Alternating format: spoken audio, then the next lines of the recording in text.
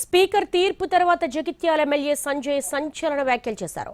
తాను బీఆర్ఎస్ లో పార్టీ ఎమ్మెల్యేనని, ఆ క్లారిటీ తనకుందని అంటూనే జగిత్యాల మున్సిపాలిటీ ఎన్నికల్లో కాంగ్రెస్ అభ్యర్థులు కోరితే వాళ్ల గెలుపు కోసం కృషి చేస్తారని స్పష్టం చేశారు. జగిత్యాల అభివృద్ధే తన లక్ష్యమని, అందుకే కాంగ్రెస్ ప్రభుత్వంతో కలిసి నడుస్తున్నాను అన్నారు.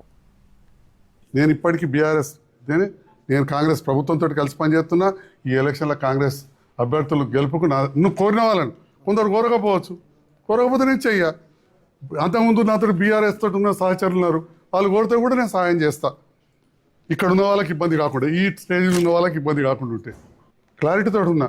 ఎందుకంటే వాళ్ళు ప్రభుత్వంతో కలిసి పనిచేస్తే జగిత్యాల పట్టణం అల్టిమేట్గా డెవలప్ కావాలి. అది నా ఉద్దేశం. నేను ఇప్పటికీ బీఆర్ఎస్ నేను కాంగ్రెస్ ప్రభుత్వంతో కలిసి పనిచేస్తున్నా. ఈ ఎలక్షన్లో కాంగ్రెస్ అభ్యర్థులు గెలుపుకు నువ్వు కోరిన వాళ్ళని కొందరు కోరకపోవచ్చు, కోరకపోతే నేను చెయ్య.